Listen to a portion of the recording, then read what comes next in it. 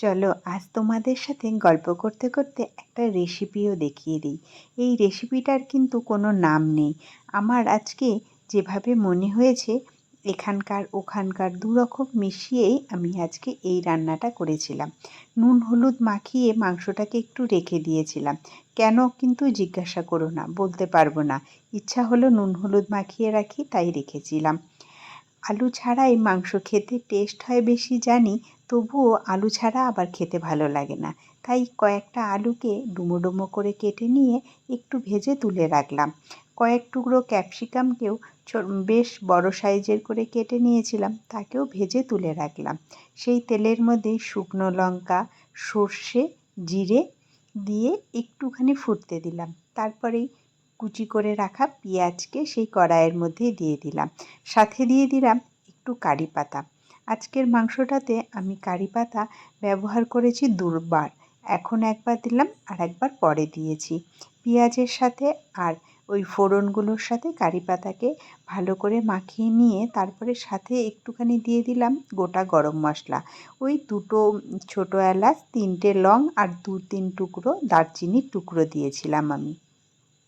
পেঁয়াজটা লাল লাল করে ভাজবো বলে বসিয়ে দিয়ে যতক্ষণে পেঁয়াজটা ভাজা হচ্ছে, এদিকে আমি গুঁড়ো মশলাগুলোকে জল দিয়ে একটু গুলে রাখবো বলে বাটির মধ্যে নিয়ে নিলাম। একটু গুঁড়ো মশলাকে জল দিয়ে ভিজিয়ে রাখলে তাহলে না বেশ পুড়ে যাওয়ার সম্ভাবনা থাকে না। ওই আর কি সাধারণ মশলাগুলোই দিয়েছি আমি, জিরে গুঁড়ো, ধনে গুঁড়ো, লঙ্কা গুঁড়ো, হলুদ। এখানে কিন্তু আমি কাশ্মীরি রেড চিলিটাই ব্যবহার করেছি। দেখো ততক্ষণে আমার পেঁয়াজগুলো ভালো করে ভাজা হয়ে গেছে। তখন আমি ওই নুন হলুদ মাখানো মাংসটাও দিয়ে দিলাম। একটুখানি নেড়ে ভালো করে যখন ভাজা ভাজা হয়ে গেছে, তখন তাতে সেই যে মশলাটা আমি আগে জল দিয়ে মেখে রেখেছিলাম সেটা দিয়ে দিলাম। সেটা দিয়ে একটু নেড়ে আদা, রসুন আর কাঁচা লঙ্কাও আলাদা করে আমি পেস্ট করে রেখে দিয়েছিলাম, সেটাও দিয়ে দিলাম। এবার এই সমস্ত কিছুকেই ভালো করে শুধু কষালেই হয়ে যাবে। মানে এইভাবেই করব বলে ঠিক করেছি। মানে এইভাবেই মশলাটাকে মাংসর সঙ্গে কষিয়েছি কিছুক্ষণ। ঢাকনা খুলেই কষিয়েছি, কিছুক্ষণ আবার ঢাকনা দিয়ে দিয়েও কষিয়েছি। এটা কিন্তু সময় ধরে অনেকক্ষণ ধরে আমি কষিয়েছি। ততক্ষণে কিন্তু আমি দেখো টমেটোটা আজকে আগে দিইনি, ইচ্ছা করলো টমেটোটা আজকে পরে দেব বলে, তাই বড় বড় করে টমেটোগুলোকে আমি কেটে নিলাম। ততক্ষণে কিন্তু মাংসটা কষছে, আমি ঢাকনা দিয়ে রেখে দিয়েছিলাম। আমার বিয়ের পরে যখন আমি এখানে এসেছিলাম, এখানে এক আন্টি থাকতো।